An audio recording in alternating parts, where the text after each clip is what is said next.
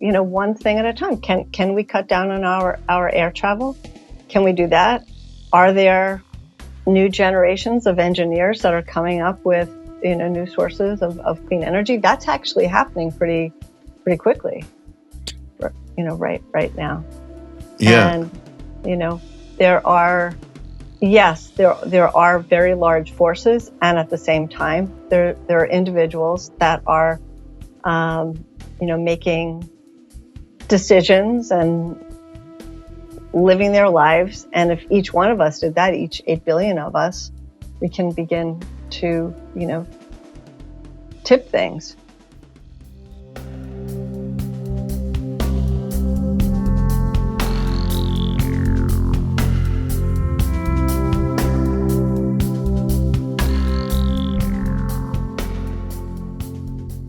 Hi, everyone. It's Raghu back with Mindrolling, and I'm back with Susan Bauer-Wu.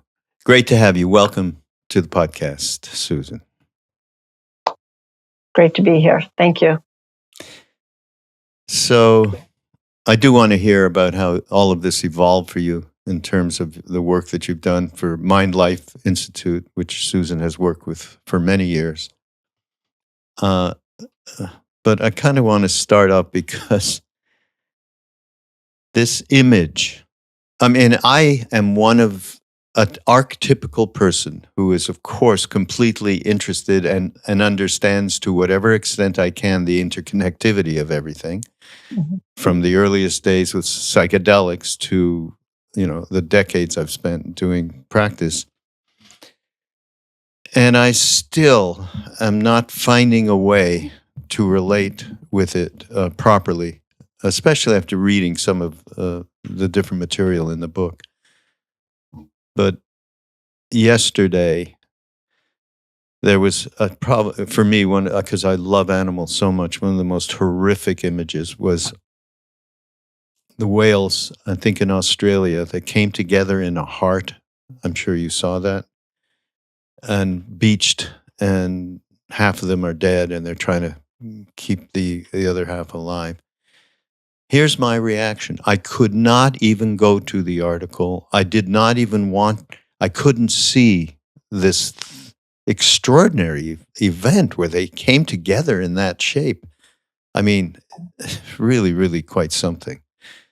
And so, just starting with the reality of who we are, and even people like myself who want to contribute, who do want to do something, who want to make changes in their own lives regarding this, who still are shying away from facing it by not absorbing what really happened in that moment. Just your own perspective of, I'm sure you've met, I'm one of a gazillion people. Yeah, I'm too. Oh. I share. I mean, I've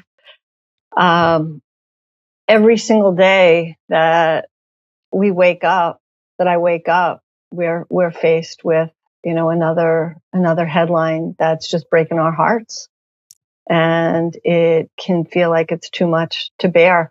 I don't know if you know, there's a new word out there. Maybe it's not a new word, but it became new for me, called solastalgia. Say that again. Solastalgia. No, solastalgia. What is that? Yeah, let me. Sounds horrible. I'm probably going to be. It's solastalgia.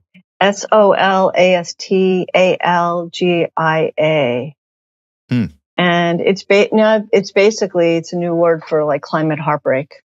Oh, really? And climate grief. Yeah, it's a new word.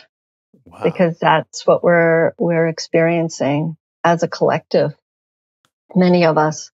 And I think that we can't deny the heartbreak that we're experiencing, that we're witnessing, that we know is happening. Even if we're not experiencing it directly, we know it's happening, as you described it, across the world. And so if we lean into it and we're with it, as one of my, wisdom teachers, Lama Willa Blythe Baker, describes is, metabolizing it. There's this process of metabolizing and being with and creating space around what is true. The truth of suffering, that's the, that's the Dharma, we know it. And at the same time, the other truth is that with the sorrow, there's also beauty, there's connection, there's love. And we ride the waves of both. That's how I'm doing it. One breath at a time, one moment at a time.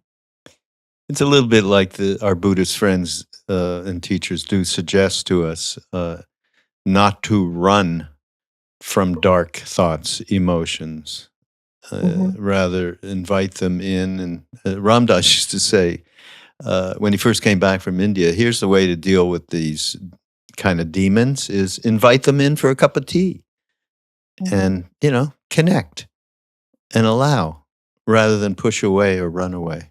And I suppose in that same breath, it's about what this word again, soul-nostalgia? Yeah, that's how nostalgia. Yeah. So we'll have to get with that as well. Yeah.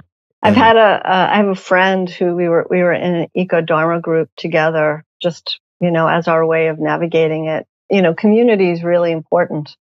So it's not realizing that we're not alone and that we have the support and care of one another to help us get through it. It's essential. Conversations are important, and really being, in a heart space with one another.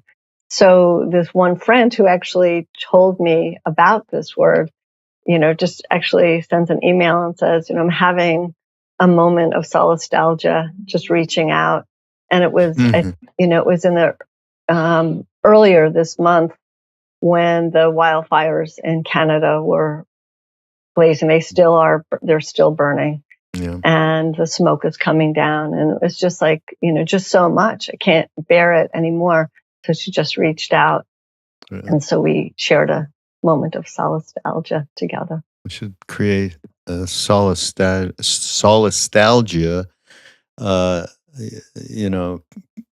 telephone you can call, like a suicide line, something like that. Well, tell us a little bit about your background, how you came into all of this, which is, directly includes Buddhist practice and how you got to Mind and Life. But as a young person, what was the things that allowed for recognizing that there is a path beyond our selfish motivations, shall we say? Yeah. I was a kid who loved nature. I loved old people. So rather than, going and playing with dolls and toys or ball, lots of times I would visit old people. No Barbie, huh? No, I wasn't into Barbie. Guess you're not going to the Barbie movie. I have no desire to go, but you and me both. But I know some people that I like who have gone and have liked it. So right. There must be something there. Yeah, but I'm not drawn to go there. But anyway, so I wasn't playing Barbies, but I would hang out with animals. You said you love animals, real animal lover. I would rescue animals and hurt animals, and old people was something that was really natural for me. Always spiritual, always asking the big questions and looking up at the sky and really, even as a kid or a teenager. Oh yeah. And who turned you on first in the spiritual realm? It's not like I had one mentor. I was not Alan Watts, Ram Dass, that. Oh, I thought you were talking about like in my family as a child. Oh no. Growing up, something came in from the either books or whatever. Yeah, I was I would still say that I'm kind of a spiritual mutt, if you will. I'm absolutely drawn to Buddhist philosophy. Buddhism, is my grounding, my day-to-day grounding, but I don't necessarily consider myself Buddhist because there's many spiritual orientations that resonate with me. So my earliest entrance into Buddhism actually came from going to a Korean Zen Buddhist temple.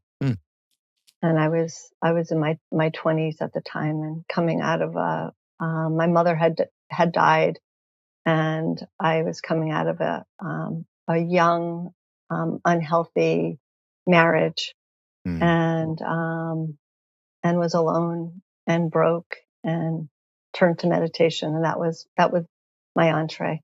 Oh yeah. Yeah, and it felt like kind of putting on a pair of comfortable shoes. It just felt really, really comfortable right from the very beginning. Oh, that's great. And then into, at some point, Mind Life organization. I actually started out as a nurse, so I don't know if you saw that in the book. I talk a little bit about it. I actually was an oncology and hospice nurse. That's right. I do remember. That was my first job. And that was in the early 80s. And from that work and doing that work, I was really struck by the power of the mind and the mind-body-spirit connection, and really noticing that how people were living their lives really mattered. It mattered not only to how they were navigating it and coping, but also seemed to have an impact on their health and their disease. So I was really got the bug to go back to graduate school, and I got my graduate degree in a new interdisciplinary area of science. That was in the early 90s. It was called psychoneuroimmunology. And then from there, after that, and after I finished my postdoc in behavioral medicine, my first full-time faculty position was at the University of Massachusetts Medical School, where the Center of Mindfulness is. And John Kabat-Zinn was there at the time. And that's where I kind of merged my own personal meditation practice with my professional work. And I started researching meditation for people with serious illness. That was my initial entree into Mind and Life as a meditation researcher. And then fast forward years later, in 2015, I began the role of president of Mind and Life and leading this organization. Are you? And that's still going on for you, Susan? I am. Yeah, I'm currently in that role. Yeah. Oh, wonderful. No, I know of it quite well because of Sunanda Markus, my sister-in-law, and Mirabai Bush, of course, who's also, both of who are involved with Love Serve Remember Foundation. So, that's so great. Wonderful. Small world. Yeah, it always is. Yeah. So, let's pick, there's some wonderful, incredible quotes that you assembled in this book to, feature around this subject. But something that struck me, and it's interesting because it's a book called Limits to Growth, and it was first published in 1972, right? Dana is her name. I can't see her last name. She goes by Donella Meadows, but since I have a personal connection with her, I called her Dana. Well, how about Dana Meadows? Yeah. How about this? She's amazing. The depths of human ignorance are much more profound than most of us are willing to admit. This is especially so at a time when the global economy is coming together as a more integrated whole than it ever has been. And when that economy is pressing against the limits of a wondrously complex planet, and then wholly new ways of thinking are called for. At this time, no one knows enough. How about 1972? Here we are in 2013, right? 2023. 2013. And we are, we are mired in that thought. In that statement, all the way through, as a through line, much more integral in terms of the interconnectivity of everything as our world is on fire across the hemisphere. Yeah. It's just extraordinary. And What else does she say? The world's leaders do not know any better than anyone else how to bring about a sustainable society. Most of them don't even know it's necessary to do so. That is extraordinary on its face. But look what these people are doing with wars and continually, using, digging out of the ground the substances to continue this archaic way of living that we are all part of. Yeah. A sustainability revolution requires each person to act as a learning leader at some level, from family to community to nation to world. And it requires each of us to support leaders by allowing them to admit uncertainty, conduct honest experiments, and acknowledge mistakes. That seems far-fetched right now. And it was far-fetched in the early 70s when she was absolutely writing this. Yeah. But I do, and I think that that's the title of that book is perfect to the issues of limits to growth. Limits to growth. And we have this industrial growth society that is really driven by, today, it's really driven by a lot of media and marketing and this illusion or delusion that we think that we're separate from the natural world, and also that more and more and more and more is ultimately going to make us happy. Yeah. And does it? Yeah. Yeah, well, it's all instant gratification. These corporate entities need to keep producing X results in order to keep their shareholders happy. And that's what's driving everything. I mean, It is extraordinary. His Holiness said to Greta, the human brain is something very special, remarkable. Yet to judge from our world, we human beings are also the greatest troublemakers, right? So you say, I think, let's talk about using our very special brains to get us out of trouble, to transition to clean sources of energy, to minimize waste in air travel, to ride bikes and expand public transportation, to protect and expand forests, to preserve marshes, grasslands, and all natural habitats, to use agricultural practices that store carbon instead of releasing it to let trees and plants do their job of reaching up and taking carbon out of the air. That prescription, just look at it. And I hate to have sort of a negative view or defeatist view, which His Holiness talks a lot about, you and Greta, in this book. This is absolutely counterproductive to get into that. But when you really look at it, using our, the transitioning to clean sources of energy, minimizing waste and air travel. When you read through that catalog of what we need to do, how in the world, given what we're seeing, it is a little bit dark, no? Well, I think when I hear that list, it seems really doable to me. Yeah? Yeah. I mean, it's like, just take, one thing at a time. Can we cut down on our air travel? Can we do that?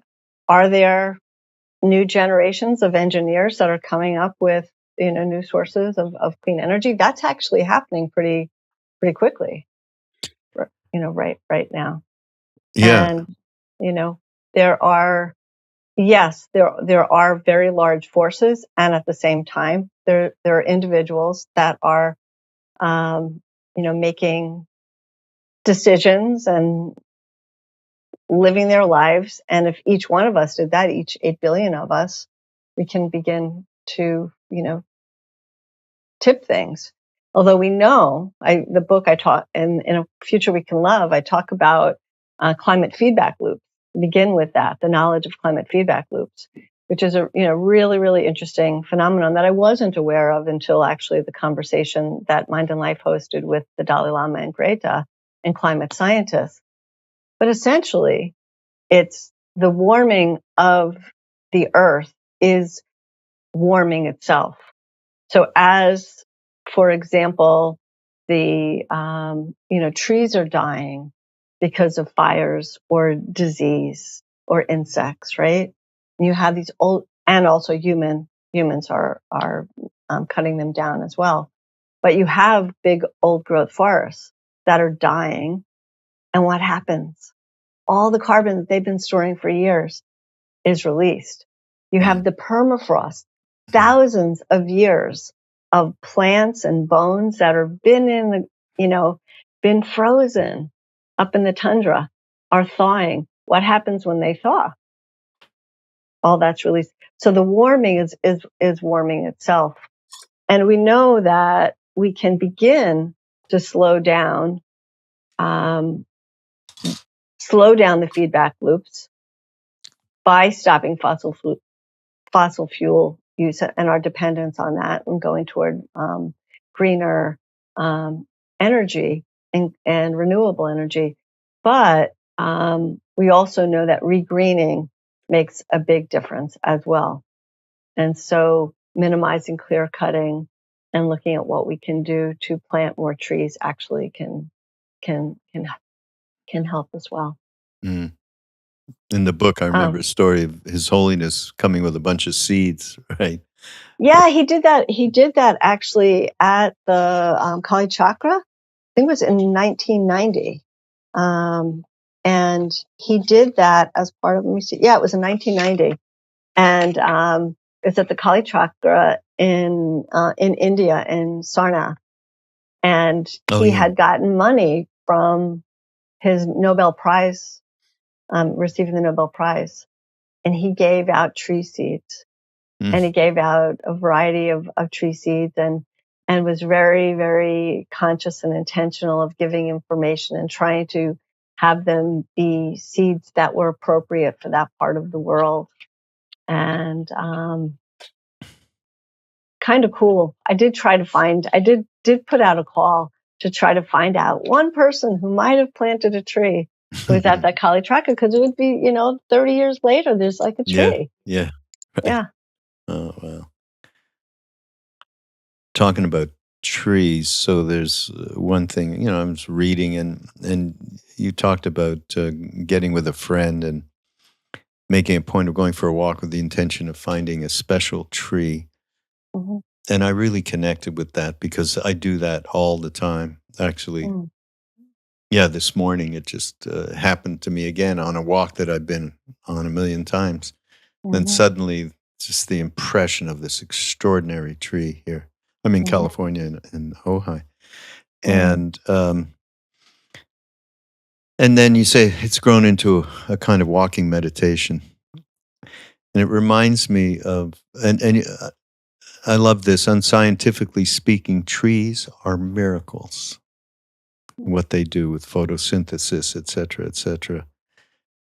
But they're also living examples, trees in a forest. This is a famous story of Ram Dass's, where he talks about, you walk around all day judging everything, everyone you meet, whatever phenomena that comes to you, you're judging it left and right. This is what, we do as, shall we say, unsophisticated humans.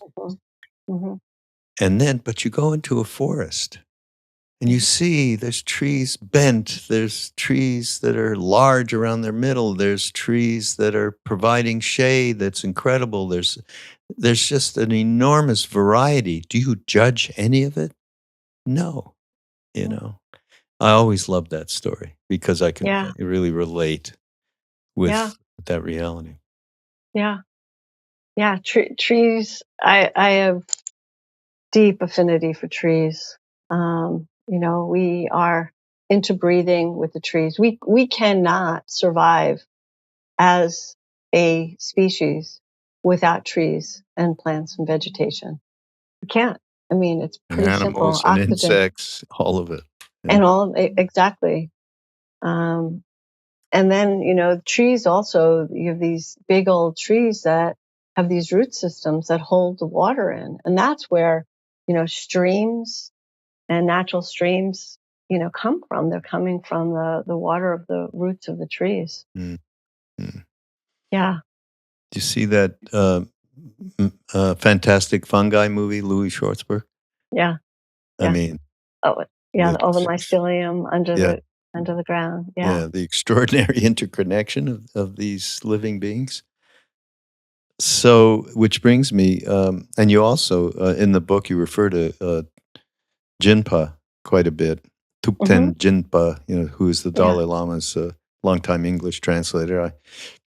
I've met him and done podcasts with him. He's just an extraordinarily wonderful being who's also living in Montreal right now, where I'm from. Mm. But yeah, would you tell everybody and explain a little bit Indra's net? Yeah. My understanding in Jimpa, we were in conversation and, talking about it, but it's basically how every single one of us, all the beings, so just imagine that we are these gems, these jewels, and in it we are reflecting all the other gems that we're connected to, that in the universe, that every single one of us is part of this, what's called the Indra's net. Mm. And when I imagine it, I just imagine these beautiful, sparkling web of all of us, that we're not, we are all, we are who we are because of each other, and we don't exist in isolation. We are in this interdependent world. Mm. Yeah. And Jinpa says there is no center. We're all in it together, depending on one another. Depending on one another. We being everything in the universe, and it being an infinite web of cause and effect. And he says, of course, there's no way for the human mind to be able to grasp all the points of interconnection. For that, we'd have to be omniscient. So, my story is going back with Ram Dass to India the second time when he went back to meet Neem Karoli Baba. I think you know who that is from Be Here Now, our guru. And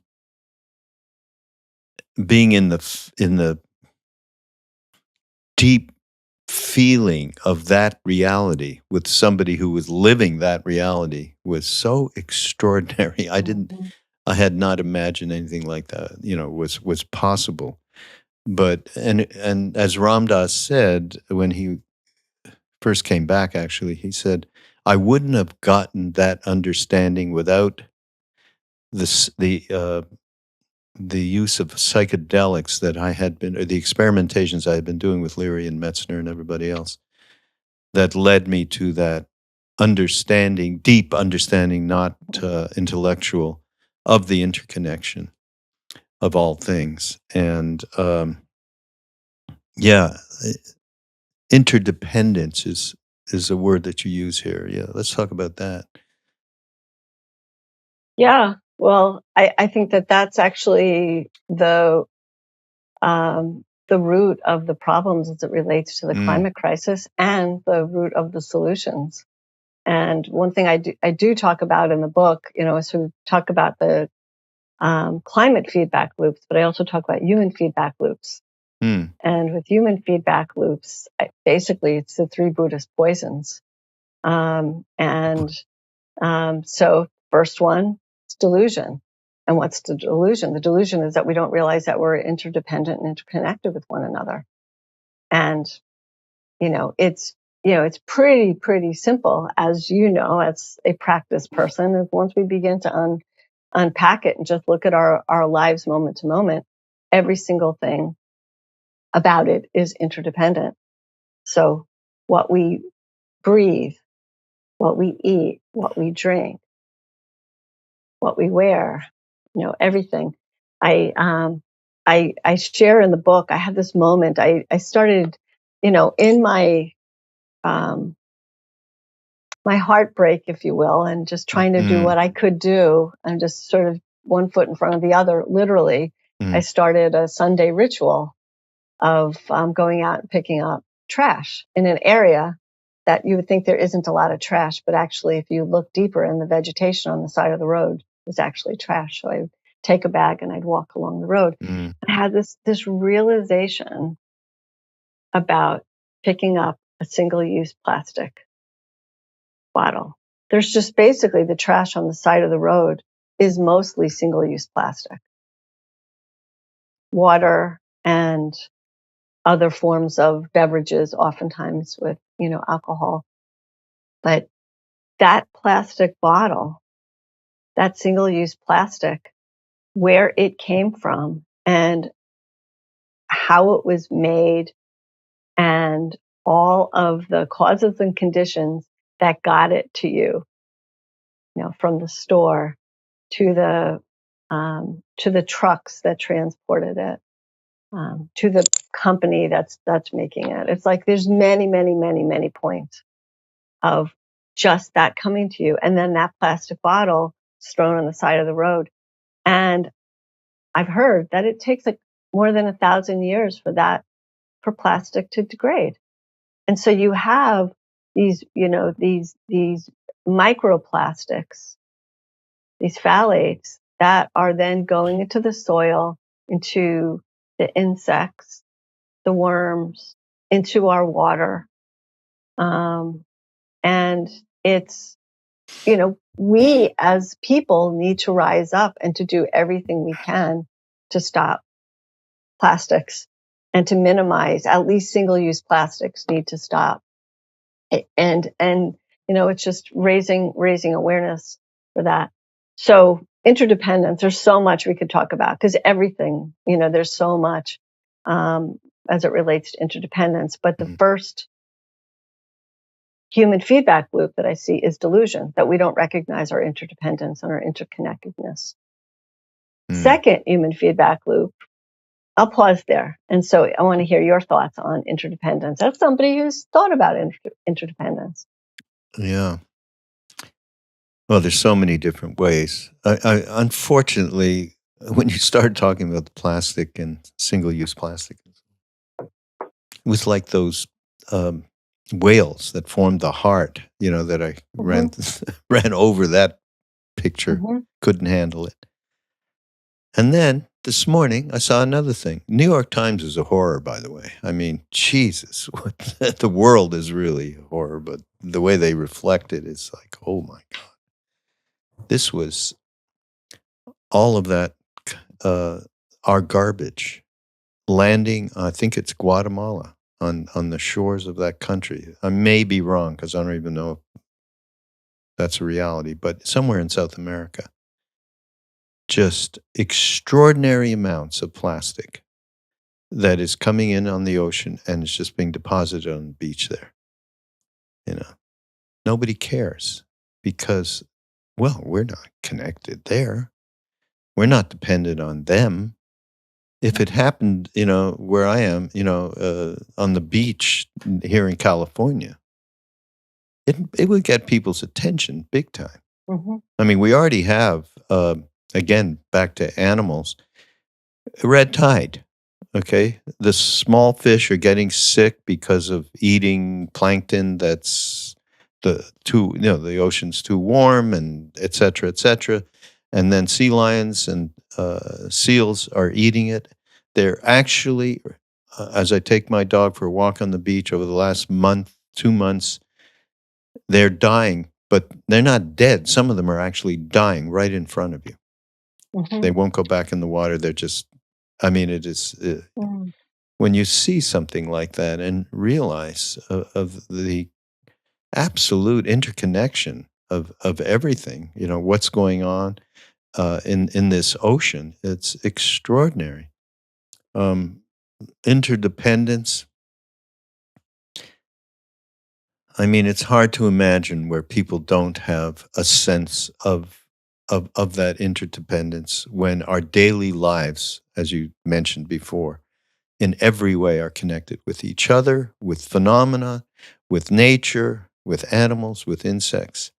And, it comes back to, I think you've quoted, actually, Roshi Halifax. I'm just remembering. I know her well. Yeah. Yeah, me too. She's just wonderful. we did a whole thing around hope. Mm-hmm. One retreat that we did with Ram Dass in Maui or something. Mm-hmm. And she said, well, I have to really kind of set, that thought. Wise hope, she named it. Mm-hmm. Not just this, well, we hope things are going to be better, the way Right. that we use hope, but wise hope. And that's the realization of interdependence is based on a wisdom that we Mm-hmm. need to cultivate and Right. we need to share, which is a lot of hopefully the work that we do around what Ram Dass, continuing what he's done from Neem Karoli Baba and from all of the people that we're involved with, including, those like Jack Cornfield and Sharon and Joseph, all of these wonderful teachers. Yeah. So, yeah.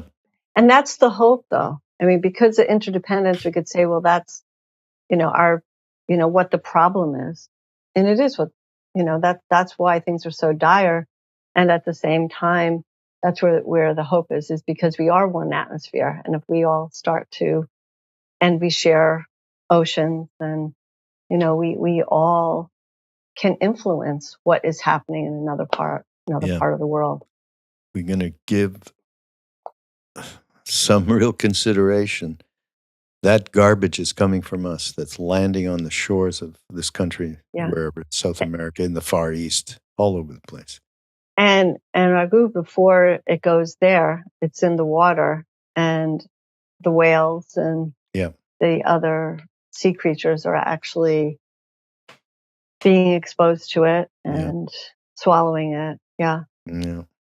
So plastic is something that I think a lot about, and try to just raise awareness. And I hear people. I was with some some old friends recently, and there's this.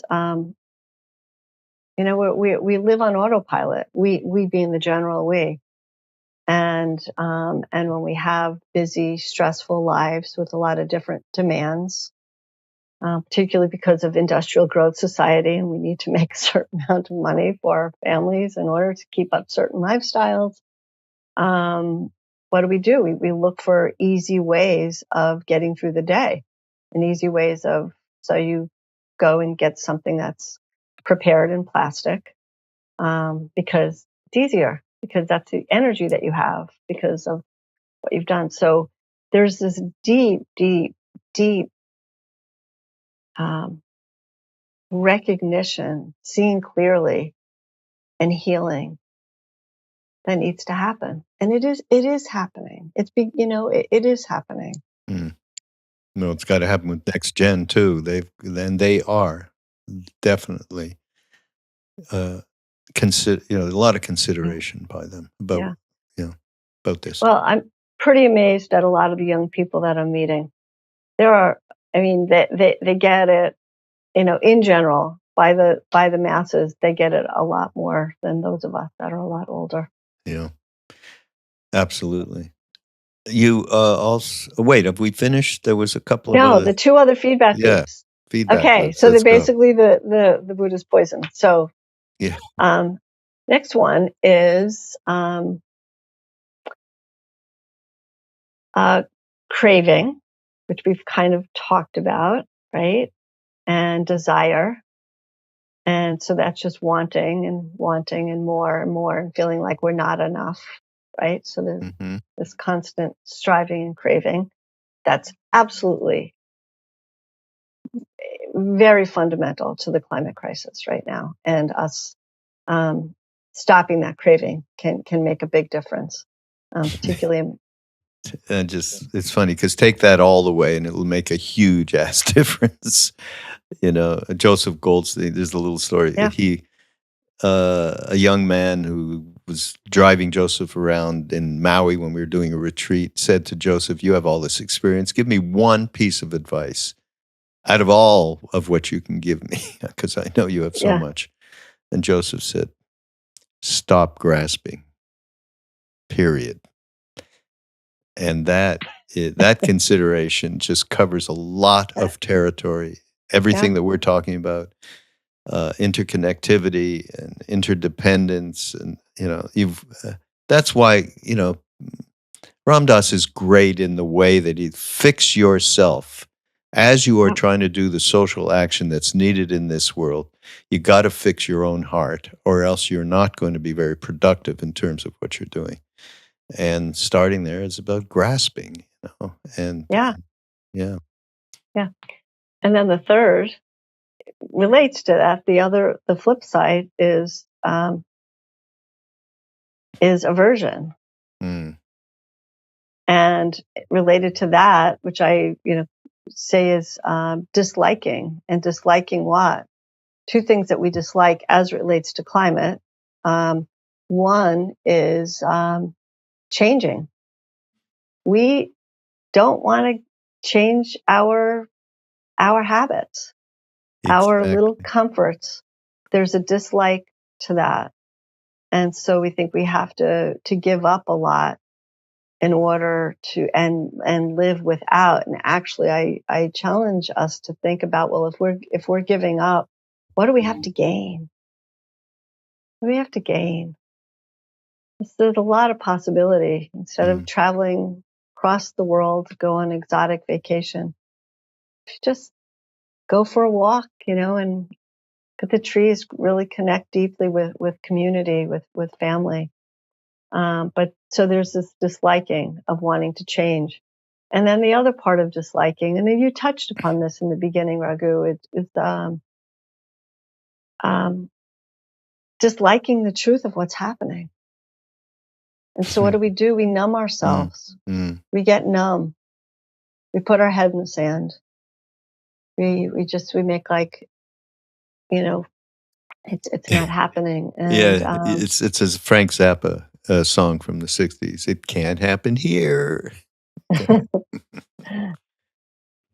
So anyway, those are the three human feedback loops that I think are contributing to not only the climate crisis, but also some of the chaos around how we're all dealing with it.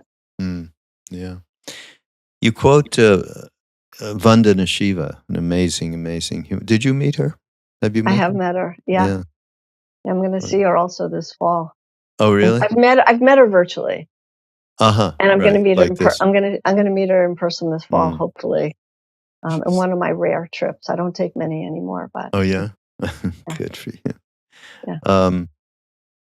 Anyhow, I love this part of the book. Where she talks about all of the fathers of modern science, Descartes, Bacon, and so on. And I love what she said. This way of thinking, it didn't just separate us from the earth, it separated mind from body and created a very artificial idea of what the mind is.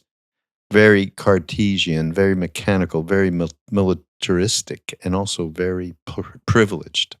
That's what a perfect description of people that we have in front of us all around the world that are taking on the most important roles of leading governments and countries. It's unbelievable. It denied intelligence to a living earth and to every one of her non-human organisms, every plant, every microbe, every seed. Mm-hmm. Boy, oh boy.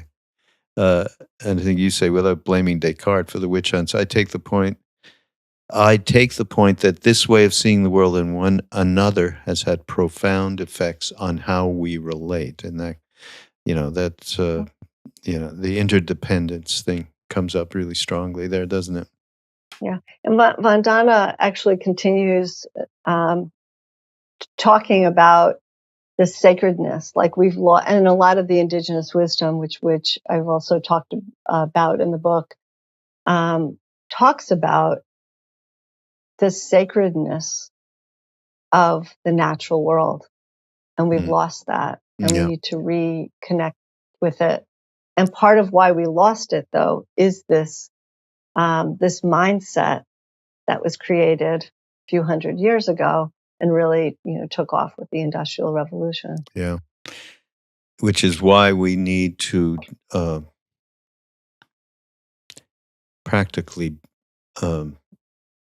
beg our indigenous wisdom keepers to come back and share with us, which many, many, many are doing. Yes. And yeah, I mean, that is, to me, one of the most important ways I think that we can get back to a place where we are not giving lip service to interconnection, interdependence, and so on with all things. It's they had it in the past. Of course, we killed them as much as we could, white people. But now I think there's an opportunity there. I think that's one of our largest opportunities, actually, is with indigenous wisdom people. I agree with you. I think it's absolutely essential to the overall healing all over the planet. There's indigenous peoples all over the planet, and if we're giving them the the ability, the opportunity to teach us, and for us to listen, it actually can be really, really pivotal. Yeah. Another person that I really respect, and someone else I haven't met, like Vandana Shiva, is Joanna Macy. She is so wise and still with us here in her early 90s. And what did she say? This is a political economy, and the operative word is growth. A political economy that sets its goals and measures its success in growth. Growth in what? Wisdom, health, longevity, creativity? One thing only, alas, only one thing. And that's the industrial growth society cares about its profits, rubbing her thumb and first two fingers together in the sign of cash. How do we even... She nailed it. She nailed it. Yeah. Yeah. And so, there are definitely in this conversation, there are people that are, seriously talking about how we need to change the economic system. Like if we really are, like it needs a major overhaul in order for us to get to the bottom of this. Here's a piece of news that's more bright light rather than the couple of things I've been mentioning, which were a little dark. Not dark, but real. This was something I saw in 60 Minutes, which was somebody who was involved with energy company. And he saw an opportunity in a fishing village, in a cove in England, where he was able to set out a wind farm. I mean, huge, all the way into the ocean. And these people, because they were cut off, obviously, fishing is less of that going on, and they were cut off from the livelihood.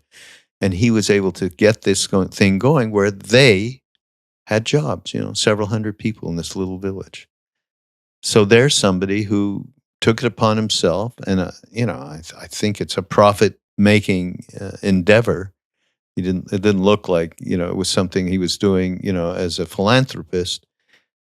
That's a good example of wise efforts to make this kind of a change. No. Yeah. So I'm really glad that you shifted the conversation towards this, because there actually are many examples in Future We Can Love about that are inspiring. For example, in Cambodia, they had the lumber poachers become forest guards of the forest, and helping these people to earn livelihoods that are doing the right thing to protect the forest and all the animals in the forest. So they became from poachers to guards. There are now, there are companies that are making products that are, using innovations. So until there's an overhaul of our economic system, what can we do within the capitalistic societies that we, that we live in? So there's new there are these sneakers that are being made from, they're being made from decomposable plants and minerals. Really? And the person who started the company, yes, it's unless collective. And it was started by somebody who was a Adidas executive. Wow. Yeah. And there's many examples like that are good for the environment, that are still that are products that are useful.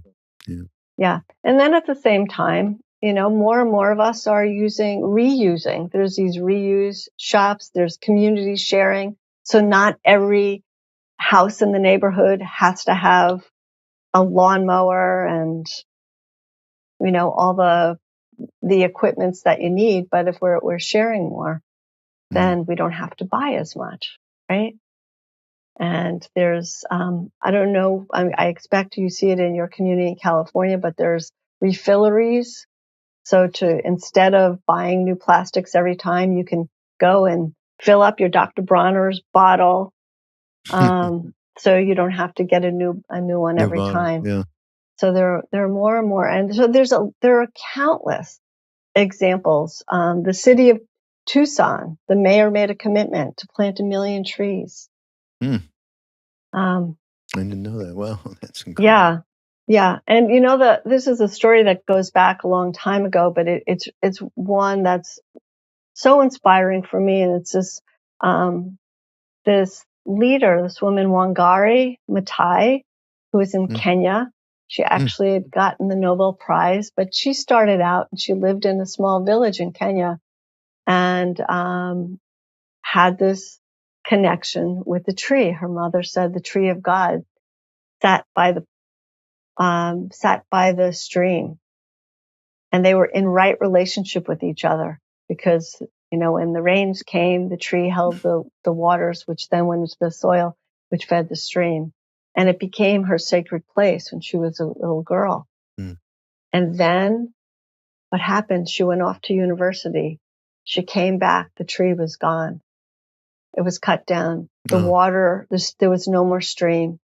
Oh, and all the frogs that she used to play with and the frogs' eggs that she saw when she was a child were all gone.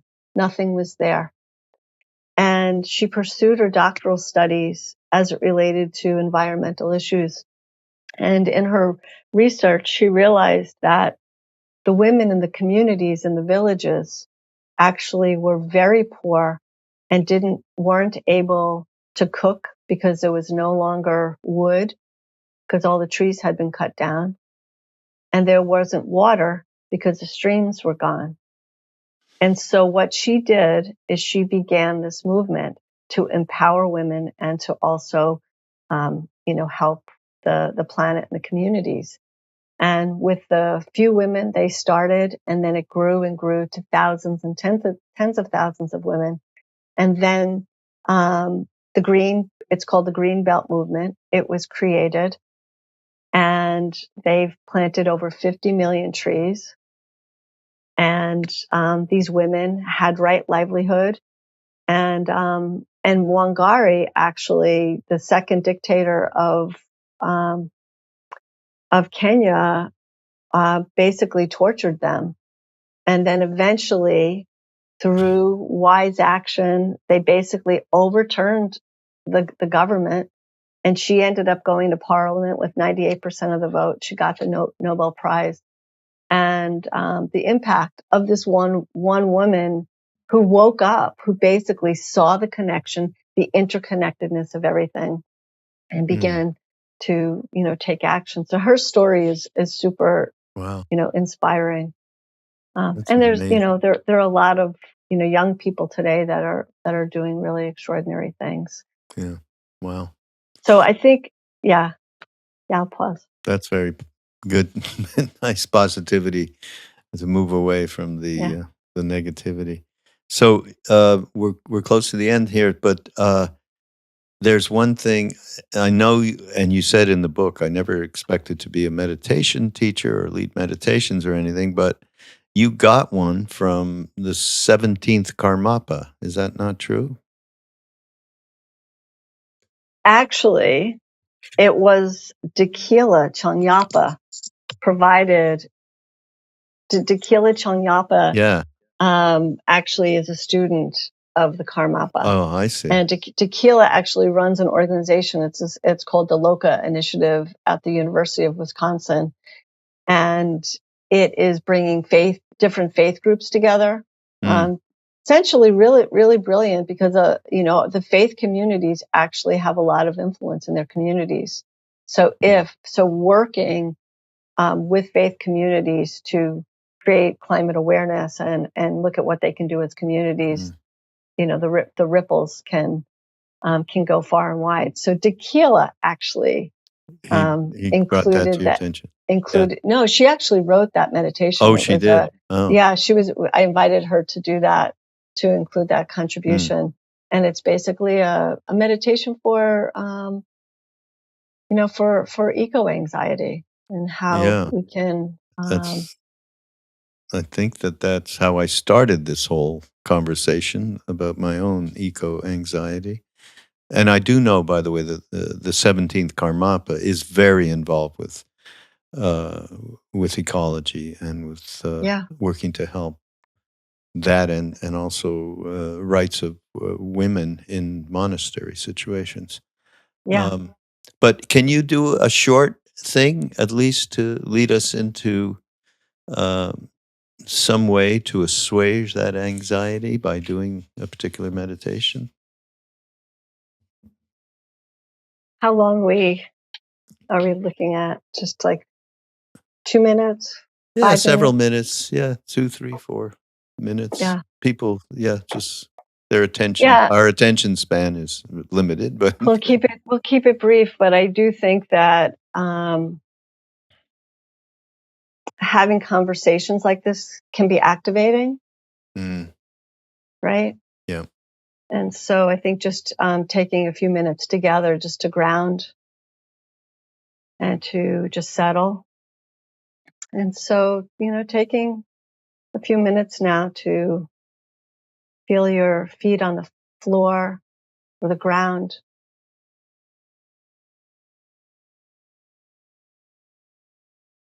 Perhaps imagining roots growing from the soles of your feet all the way down into the soil,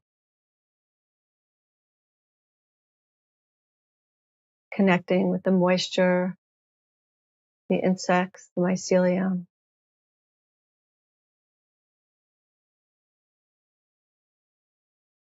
And bringing awareness to the top of your head, and having your spine be long.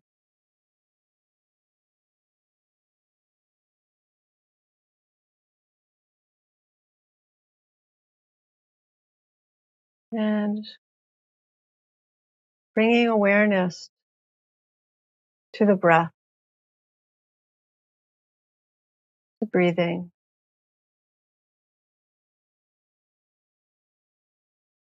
Allowing a fullness as you inhale.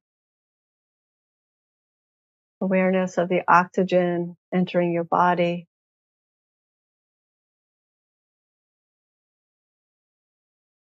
Filling your lungs and your belly. And just letting go. You exhale. Exhaling carbon dioxide.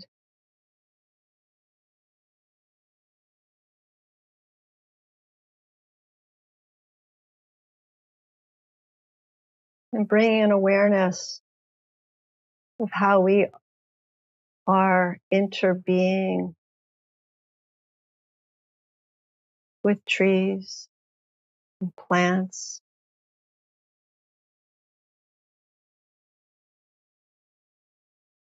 Breathing in oxygen that comes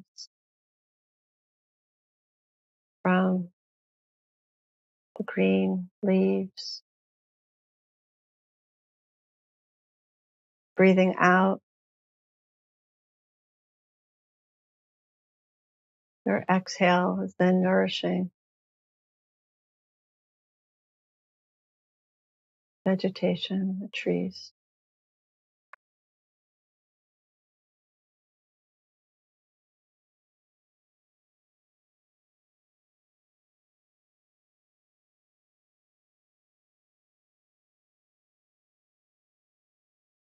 Noticing what's alive in you right now.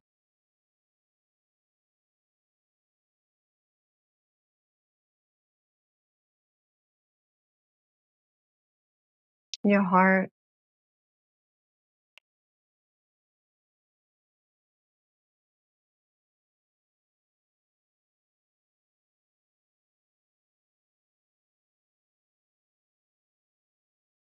Perhaps breathing in heaviness and darkness, sorrow.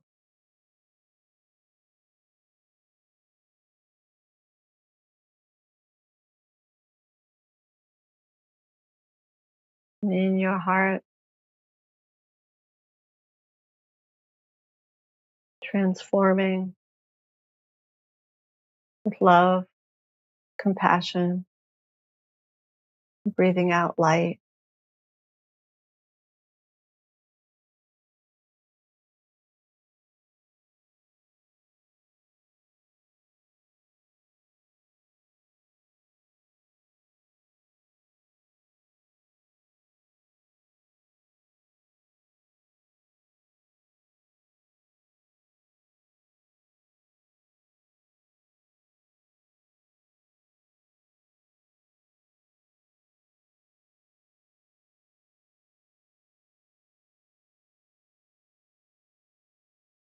Perhaps bringing to mind an awareness of being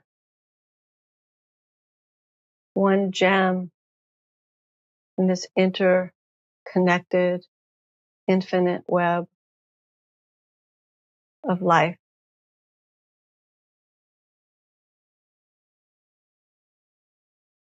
and love.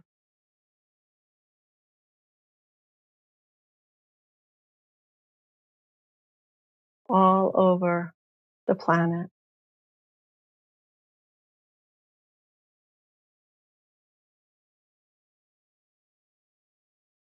All people, animals,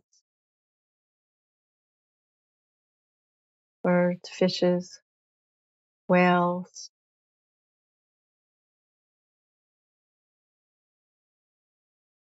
insects.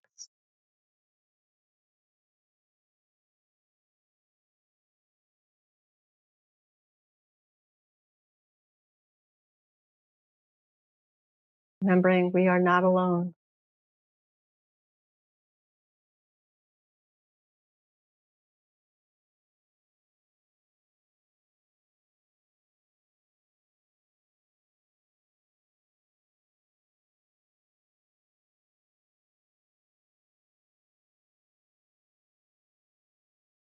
May every being be safe and protected from harm.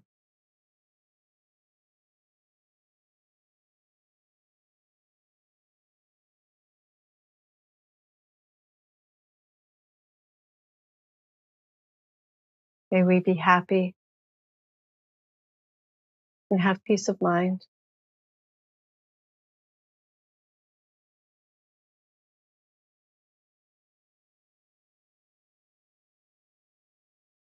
May we be free from pain,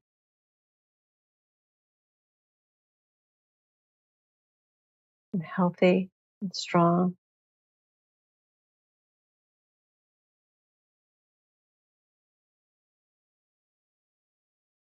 And may we live with ease.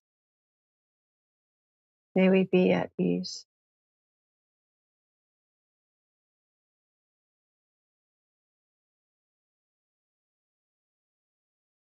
Moment by moment, breath by breath, right here, right now.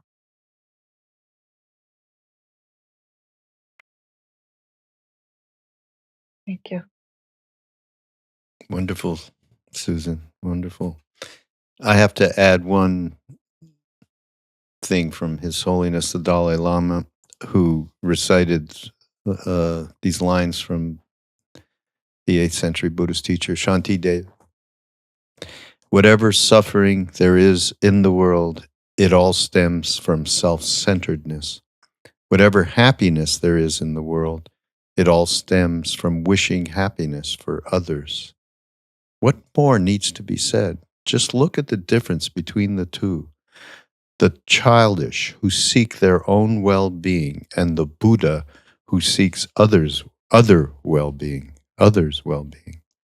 Therefore, if one does not switch this outlook of self-centeredness to other-centeredness, let alone the attainment of Buddhahood, even in this life, there will be no real joy. 8th century, Shantideva. Deva. Thanks Absolutely. so much. Oh, God. Yeah. Thank you so much for being with us today, Susan. Yeah. Thank you, Really, Raghu. really appreciate it. Yeah. Thank you. We're in it together. I hear the heaviness, and I want to share some words that Paul Hawkins shared that stick with me, because it's like, to me, both are true. So if we look at the science and we're not pessimistic, you don't have the correct data. And if you meet people in this climate movement, the amazing people all over the world in this climate movement, and you're not optimistic, you don't have a heart. Both are true. Yeah, absolutely. Wow, Yeah. that's so great. And everybody, of course, in the show notes for this podcast, there'll be links to, you can get the new book, A Future We Can Love. Well, it's fairly new. And also, just see Mind Life and the work Susan is doing there. We'll have links to that as well. And we'll have to do this again, because there's plenty more here that's just wonderful information. Yeah. So thanks again for being here. This is Mindrolling on Be Here Now Network. Go to BeHereNowNetwork.com, and all of Susan and my friends are there. With wonderful podcasts. So we'll see you next week. Bye-bye. Thank you.